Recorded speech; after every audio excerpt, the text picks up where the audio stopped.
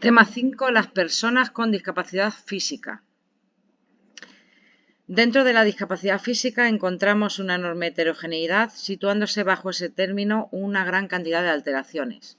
Se ha asociado de forma clásica a alteraciones de la función motora. Encontramos por un lado alteraciones motoras y por otro algunas enfermedades orgánicas que, si bien no implican necesariamente dificultades motoras, por sus consecuencias limitan las actividades y las posibilidades de participación social de la persona, generándose así la discapacidad. Dentro de estas enfermedades, a su vez, se incluirán condiciones muy diversas, como por ejemplo la epilepsia, el dolor crónico, el asma o la diabetes. Centrándonos en las alteraciones de la función motora, encontramos también gran variabilidad. Por ejemplo, la esclerosis lateral amiotrófica, ELA, como enfermedad degenerativa muy grave, implica un debilitamiento progresivo de toda la musculatura. Otro ejemplo de trastorno de la función motora lo constituye la lesión medular de origen traumático por accidente de tráfico. Pero dentro de las alteraciones motoras también se recogen otros trastornos de que su inicio es mucho más temprano. Distinguimos entre alteraciones tempranas en la ontogénesis y alteraciones adquiridas en momentos posteriores. Nos vamos a centrar en las alteraciones de la función motora de inicio temprano. Las alteraciones motoras van a tener una importante repercusión sobre las distintas funciones psicológicas y en relación con ello precisaremos de una perspectiva ontogenética que nos permita entender el desarrollo de la persona para, dadas sus dificultades, poder ofrecer apoyos. Los criterios de clasificación, según Aguado y Alcedo. Pues la discapacidad física por enfermedad no motora, por ejemplo, encontraríamos el asma, la epilepsia, diabetes o dolor crónico. Discapacidad física motora de inicio temprano, la espina bífida o parálisis cerebral. Y adquirida posteriormente sería lesión medular por trauma o el ELA.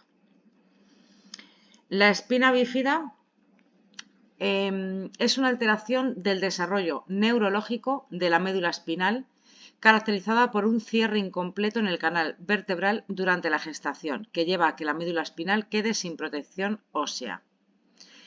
La alteración se produce en un momento realmente temprano, entre la tercera y la cuarta semana de embarazo.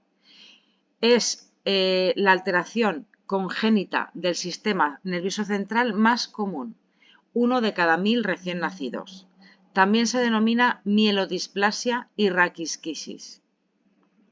Existen distintos tipos, caracterizados en función del daño medular que provoca el mal cierre de uno o varios arcos vertebrales. Tenemos la espina bífida oculta, donde existe un defecto óseo vertebral de la parte baja, que no se forman típicamente, pero la lesión está cubierta de piel, entonces no se produce daño en la médula. Apenas existen alteraciones asociadas y constituye aproximadamente el 10% de los casos y suele darse en la región espinal baja. Tenemos el meningocele, donde la lesión aparece recubierta por unas membranas en forma de quiste que contienen meninges llenas de líquido cefalorraquídeo, sin estar comprometida la médula. Puede corregirse mediante cirugía en el primer año de vida. Y la afectación es mucho más leve que la siguiente clasificación que vamos a ver, que es la mielomingocele o espina bífida abierta, que en estos casos se produce una protuberancia a través de la apertura de la columna vertebral que contiene médula, nervios y meninges. Es el tipo más severo y el más frecuente. Entre el 80 y el 90% de los casos de espina bífida son de tipo mielomeningocele. Por ello, al hablar de espina bífida, habitualmente se hace referencia a este tipo. Para evitar las posibles infecciones, se puede hacer cirugía dentro de las primeras 48 horas tras el nacimiento. En los últimos años se están empezando a realizar intervenciones aún más tempranas, entre las semanas 19 y 25 de gestación. La etiología específica del trastorno, pues es desconocida, entendiéndose que en el origen de este trastorno operan múltiples factores de riesgo. Se incluyen factores genéticos, dada la recurrencia del trastorno dentro de una misma familia, pero también otros de naturaleza ambiental, como puede ser la nutrición de la madre durante el embarazo, por déficit de ácido fólico generalmente, dieta pobre de calidad pobre, consumir tabaco, alcohol, obesidad o diabetes o infecciones o usos también de medicamentos. La espina bífida se asocia a una debilidad muscular en las extremidades inferiores. Esta debilidad es de naturaleza muy variable, pudiendo implicar también parálisis completa. También puede tener dificultades para el movimiento de las extremidades superiores, así también como realizar movimientos oculares. El fenotipo físico incluye alteraciones de la sensibilidad en la parte inferior del cuerpo, problemas urinarios e intestinales, provocando también dificultades del control de esfínteres e incluso incontinencia. La gran heterogeneidad en la sintomatología vinculada a la discapacidad motora se relaciona con la variabilidad en el lugar de la lesión. Cuando la lesión es en una región más baja, tipo lumbar o sacra, la severidad de la afectación motora es menor que cuando la lesión es superior. Por tanto, cuando la lesión esté más alta, mayor será la afectación motora.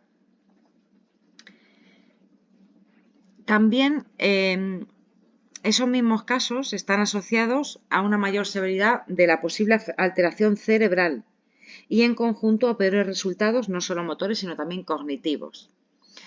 La espina bífida puede cursar con discapacidad intelectual, si bien no se trata del caso más frecuente. El diagnóstico de discapacidad intelectual se asocia con la severidad de la afectación motora y es más probable cuando el lugar de la lesión es más alto. También los factores ambientales, como posibilidades o recursos de aprendizaje, también tienen un peso a nivel motor y a nivel cognitivo. En términos generales, se suele asociar el trastorno a dificultades atencionales y perceptivas, que pueden estar relacionadas con las alteraciones motoras oculares que antes hemos mencionado. El lenguaje, si bien el desarrollo del vocabulario y del componente gramatical parece representar un área de mayor fortaleza, luego en el componente pragmático, referido ya al uso, se observan mayores dificultades. Además, los niños con espina bífida suelen tener problemas de relación social. El trastorno de espina bífida mielomeningocele, que era el de espina bífida abierta, se caracteriza además por una gran variabilidad en el fenotipo neural, puesta de manifiesto en la existencia de distintos tipos y grados de alteraciones cerebrales. En el 90% de los casos se dará la malformación de Arnold-Chiari II, que afecta al cerebelo. Esta malformación de Arnold-Chiari acaba bloqueando el paso del líquido cefalorraquídeo, lo que conduce a que se presente también hidrocefalia. Esta hidrocefalia se produce en el 60 al 95% de las personas con espina bífida mielomeningocele y es una acumulación del líquido cefalorraquídeo dentro de las cavidades o ventrículos del cerebro, produciéndose un fallo en la circulación de este líquido, impidiendo que sea reabsorbido y aumentando la presión intracraneal. De este modo, la hidrocefalia puede afectar a distintas estructuras cerebrales, especialmente al cuerpo calloso, y en función de la severidad puede ser necesario realizar intervención médica. La característica más definitoria del trastorno es su variabilidad en las distintas áreas motora, cognitiva, conductual y neural. Con demasiada frecuencia se considera que la espina bífida es un trastorno que se encuadra únicamente en la esfera de lo motor, un trastorno ortopédico en el que únicamente se encuentra afectada la movilidad, corriéndose así al riesgo de que otras posibles dificultades presentes, por ejemplo el lenguaje o percepción visoespacial, se atribuyan únicamente a un problema de falta de motivación de la persona. No obstante, el desarrollo motor no se produce en el vacío, sino que tiene importante impacto sobre el desarrollo general. Vale, eso en cuanto a la espina bífida. Ahora, la parálisis cerebral es la causa más frecuente de discapacidad física en la infancia. Tiene una prevalencia de 2 de cada 1000 recién nacidos. En cuanto a la espina bífida era 1 de cada 1000, la parálisis cerebral es 2 de cada 1000. En realidad se utiliza este término para hacer referencia a un grupo de trastornos permanentes del desarrollo motor que afectan al movimiento y a la postura y que se atribuyen a alteraciones no progresivas producidas durante el desarrollo cerebral pre y postnatal, de tal manera que la afectación del movimiento causa importantes limitaciones en la actividad y participación social. Es un trastorno del desarrollo motor de inicio muy temprano, en el que se van a ver afectadas distintas funciones a lo largo de la ontogénesis persistente, esto es, que se mantiene a lo largo del ciclo vital. ¿Qué características definen al trastorno? Bueno, pues nos encontramos ante un término paraguas, que en realidad hace referencia a un espectro de trastornos. Los criterios, pues destacamos entre ellos, uno de los criterios sería el tipo de trastorno motor, otro sería la distribución anatómica o las partes que están afectadas y otro serían las habilidades motoras funcionales de la persona. Dentro del primer criterio, que era el tipo de trastorno motor, está la parálisis cerebral espástica, la parálisis cerebral discinética y la atáxica. Y luego también hay una mixta en el caso de que no se observe una predominancia. La parálisis cerebral espástica es el más frecuente. Aumenta el tono muscular y presencia de reflejos patológicos y alteración de los movimientos voluntarios. La parálisis cerebral discinética es existencia de movimientos incontrolados, involuntarios e incluso estereotipados. Y la parálisis cerebral atáxica se caracteriza fundamentalmente por la existencia de dificultades para la coordinación muscular. En la parálisis cerebral discinética y en la atáxica normalmente están afectadas las 4 extremidades, pero en la parálisis cerebral espástica la distribución anatómica de los miembros afectados puede variar. Luego, otro de los criterios que era la distribución anatómica o las partes del cuerpo que están afectadas, vemos los criterios que serían la parálisis cerebral puede ser unilateral, cuando afecta solo a un lado del cuerpo, o bilateral, si la afectación se encuentra en ambos lados. Tenemos la monoplejía, donde solo un miembro se encuentra afectado, habitualmente inferior, una pierna. Monoplejía. La hemiplejía, la afectación se da en un lado del cuerpo y con mayor frecuencia la extremidad superior se encuentra más afectada que la inferior. Hemiplejía es en un lado del cuerpo y con mayor frecuencia la extremidad superior es más afectada que la inferior. En la diplejía las 4 extremidades están afectadas, pero la afectación es más severa en las inferiores. Y en las superiores son las habilidades motoras finas las más alteradas. En la triplejía, lo más frecuente es la existencia de afectación en una extremidad superior y en las 2 inferiores, de forma asimétrica, presentándose mayor severidad en la extremidad del mismo lado en el que la parte superior está afectada. En la cuadriplejía es la tetraplejía, se extiende a las 4 extremidades y también al tronco. Luego, el tercer criterio de clasificación eran las habilidades motoras funcionales y resulta de gran utilidad por cuanto aportan información sobre la severidad de la alteración motora y con ello las consecuencias para el funcionamiento. Se utiliza para este tipo de clasificación el sistema de clasificación de la función motora gruesa, que es la GMFCS.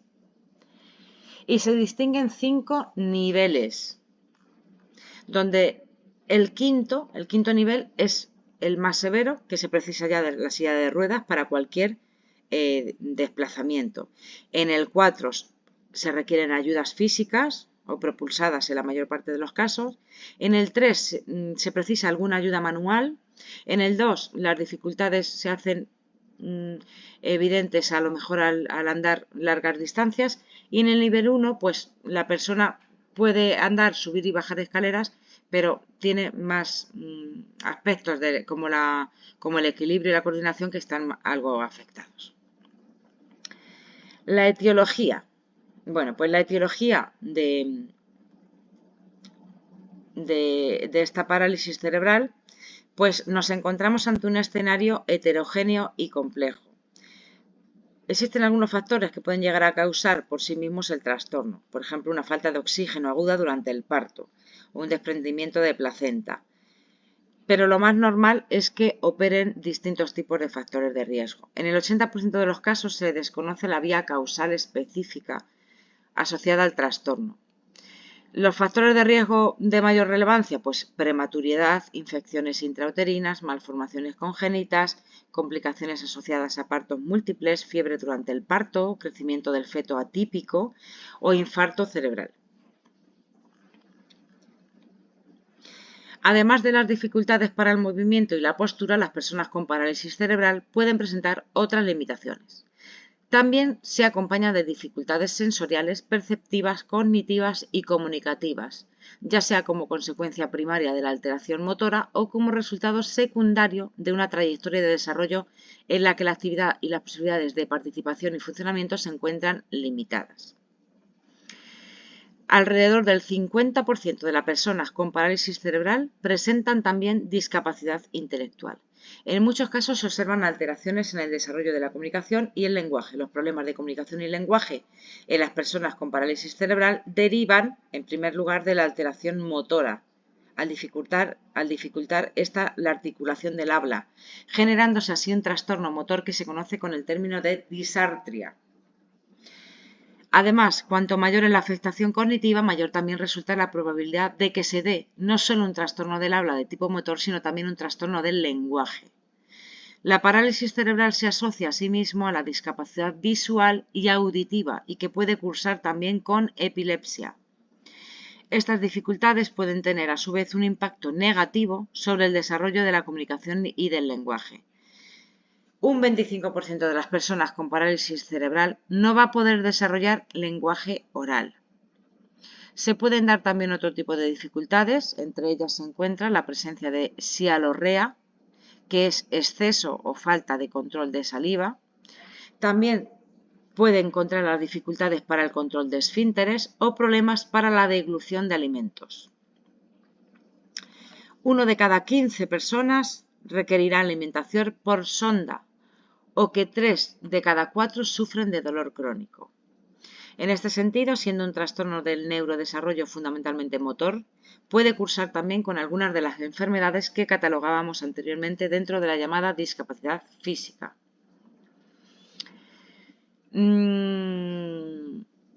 Colbert, como destacan Colbert y colaboradores, en el 2014, en una condición moderada del trastorno, una persona podría presentar, por ejemplo, espasticidad y contracturas en el brazo y la pierna de un solo lado del cuerpo, viéndose afectada la fluidez del movimiento, la destreza manual fina y el campo visual.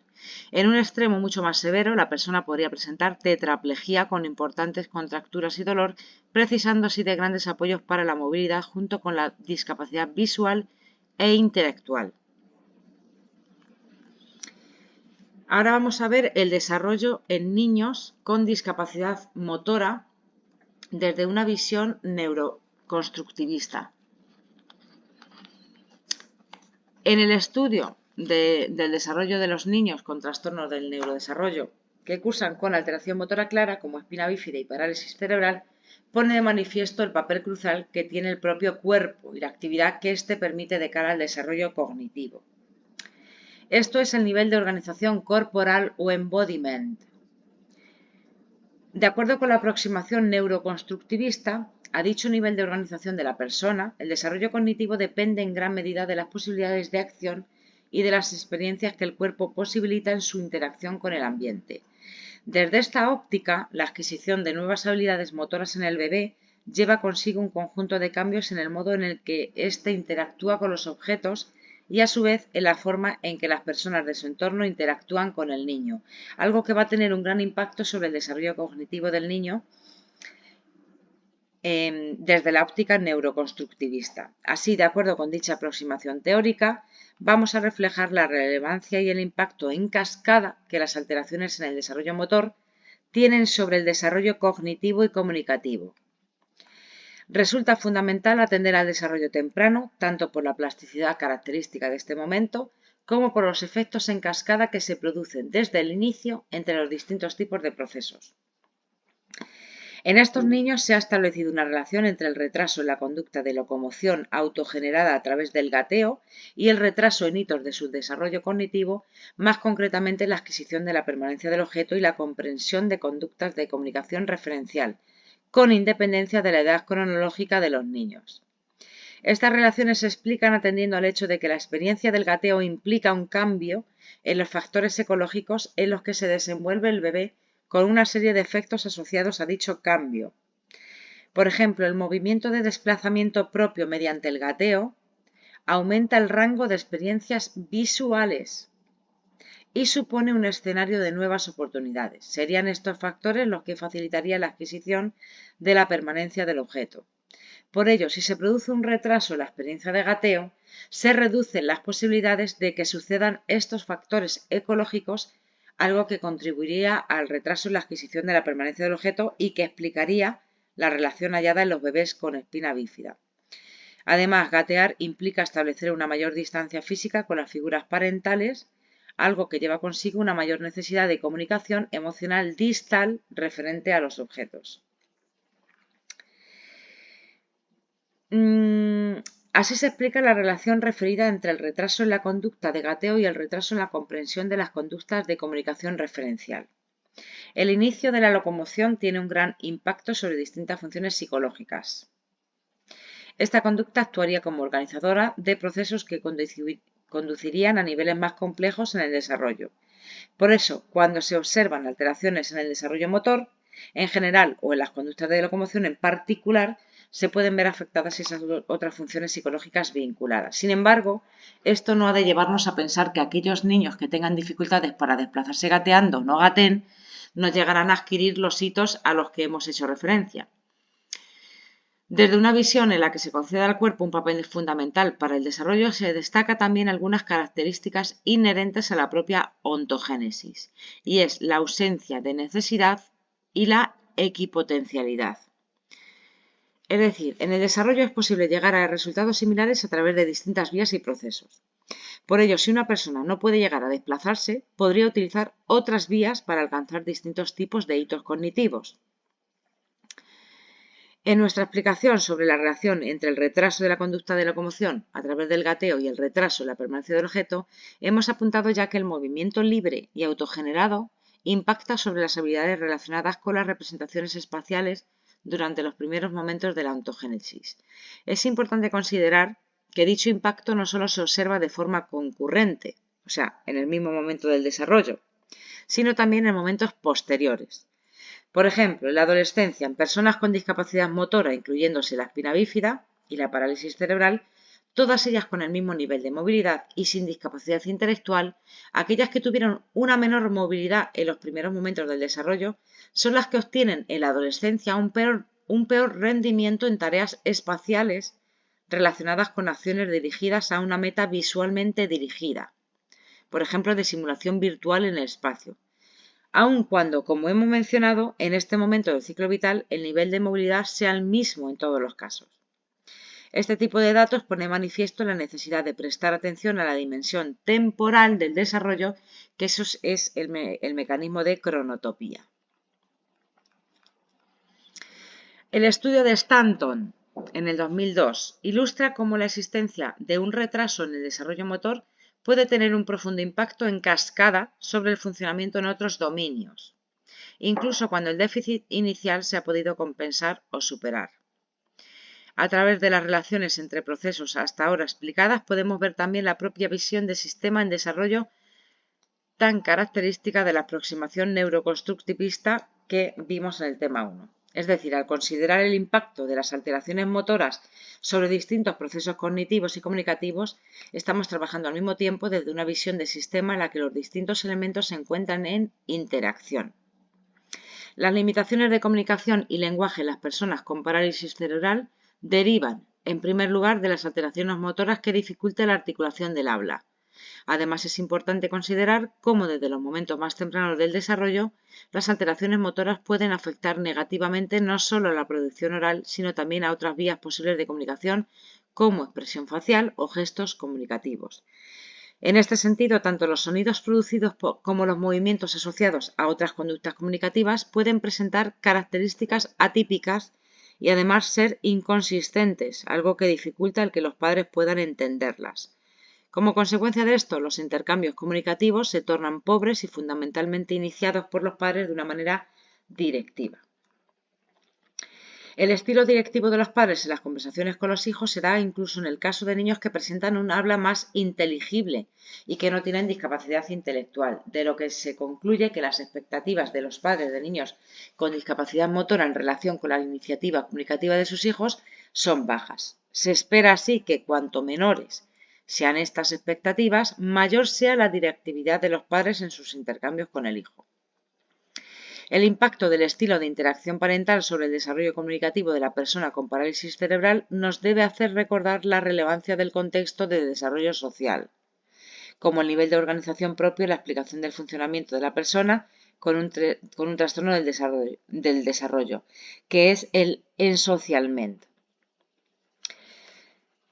La alteración motora acababa teniendo un impacto negativo en cascada a través de distintos efectos en cadena e interactivos sobre el desarrollo comunicativo de la persona con parálisis cerebral.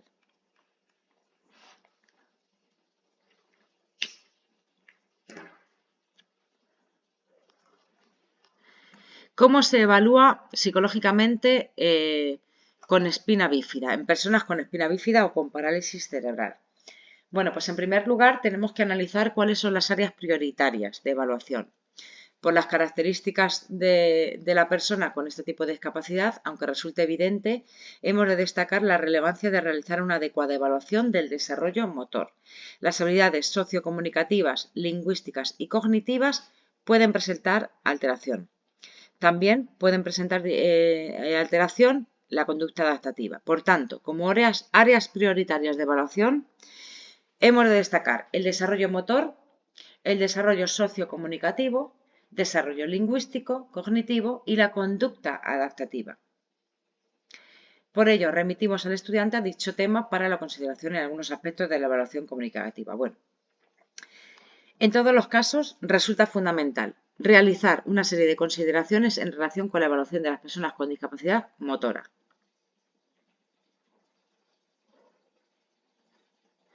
Muchas de las herramientas de evaluación existentes podrían penalizar el rendimiento de las personas con espina bífida o parálisis cerebral porque requieren una carga de lenguaje o de habilidad motora excesiva para ellas. Además de las herramientas referidas, existen también algunas herramientas específicas. En el caso de las personas con espina bífida, está la herramienta espina bífida neurológica Scale, que es la escala neurológica de espina bífida Oi y Matsumoto. Se evalúa la función motora, los reflejos motores y las funciones intestinal y urinaria. Se utiliza en contextos hospitalarios. Aunque son los médicos los que suelen emplearla, es importante que el psicólogo también la conozca. En relación con la función motora en las personas con parálisis cerebral, contamos con un sistema de clasificación tanto de la función motora gruesa como la función motora fina. En cuanto a la función motora gruesa, hay 5 niveles, un sistema que permite realizar la clasificación desde los primeros meses hasta la vida adulta.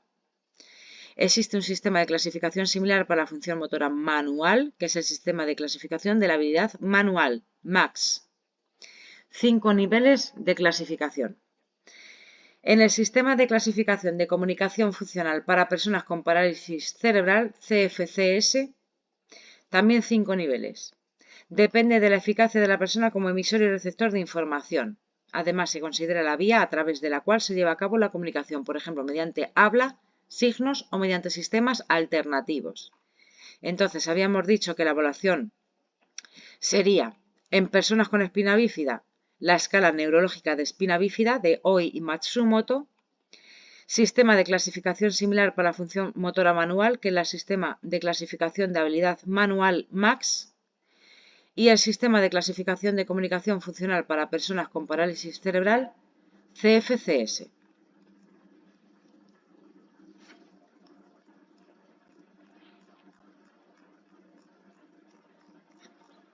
Vale, solamente tenemos ya la intervención temprana en estos niños con espina bífida o con parálisis. Resulta fundamental plantear como objetivo la optimización del desarrollo cognitivo, motor, lingüístico y sociocomunicativo. Es necesario aumentar los recursos de la familia para adaptarse. Partimos del modelo de intervención temprana, que es el modelo de la aproximación de los sistemas en desarrollo, de acuerdo con el cual se defiende que el niño, los patrones de interacción familiar y los recursos de la familia constituyen elementos de un sistema en el que se establecen relaciones interactivas con gran impacto. Desde este modelo se concede un papel fundamental a los patrones de interacción familiar. Los niños con espina bífida cuyos padres muestran un estilo de interacción más sensible son también aquellos que presentan un mayor nivel de desarrollo cognitivo y lingüístico y una mayor tasa de desarrollo. El estilo parental guarda una relación indirecta con la competencia para la resolución de problemas a través de su efecto sobre las funciones ejecutivas y el uso del lenguaje. En parálisis cerebral existen programas específicos de intervención temprana. Se trata de intervenciones centradas en la familia, basadas en la evidencia científica. El programa GAME, acrónimo en inglés de Goals, Activity and Motor Enrichment, metas, actividad y enriquecimiento motor, resulta especialmente adecuado para potenciar el desarrollo motor y cognitivo de bebés con alto riesgo a presentar parálisis cerebral, derivándose este riesgo de su prematuridad y sus problemas médicos. Suele diagnosticarse este trastorno a partir de los 18 meses. El programa es adecuado para niños aún más pequeños y se lleva a cabo bajo la premisa de que la intervención debe realizarse lo más tempranamente posible. GAME constituye un programa centrado en la familia en un contexto ecológico con distintos componentes: un entrenamiento motor intensivo dirigido a metas, componente de ecuación parental y otro de enriquecimiento del ambiente. El entrenamiento motor intensivo dirigido a metas, la familia propone una serie de metas en función de las necesidades del niño. Las metas se discuten con el profesional y se van revisando. Por ejemplo, se pueden decir, pues poder levantarse desde la posición de sentado y tal. Se entrena a los padres para que eliciten movimientos autogenerados en el niño. Y también a los padres se les ofrece un entrenamiento.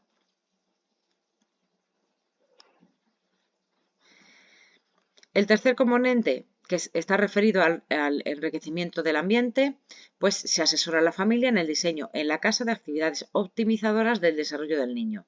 Se diseña un programa de intervención muy cuidado en el que la respuesta parental sensible resulta fundamental.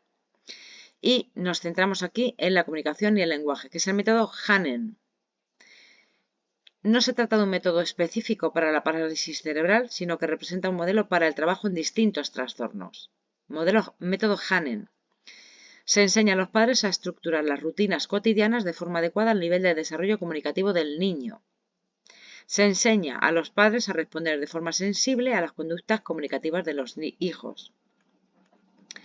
Este resultado de la respuesta parental sensible aumenta la frecuencia de las conductas comunicativas. Las mejoras en comunicación del niño tendrían además un impacto positivo sobre el bienestar emocional de los padres. Con todo ello, se estaría reduciendo el estilo directivo que veíamos que puede caracterizar las interacciones de los padres de niños con parálisis cerebral. Los efectos negativos en cascada de la alteración motora temprana sobre el desarrollo comunicativo de los niños con parálisis cerebral se van transformando en un proceso potenciador del desarrollo y del bienestar familiar. En relación con el trabajo sobre el lenguaje y la comunicación, hay que destacar también intervenciones. La intervención logopédica, a través del trabajo en respiración, fonación y articulación. Los sistemas son muy variados y la elección dependerá de las características cognitivas, motoras y visuales del niño. También podemos utilizar objetos, imágenes sencillas, hasta otros sistemas de imágenes más complejos. También se pueden utilizar otros aparatos tecnológicos elaborados, como tableros de comunicación, hasta comunicadores electrónicos, ordenadores y portátiles con programas especializados.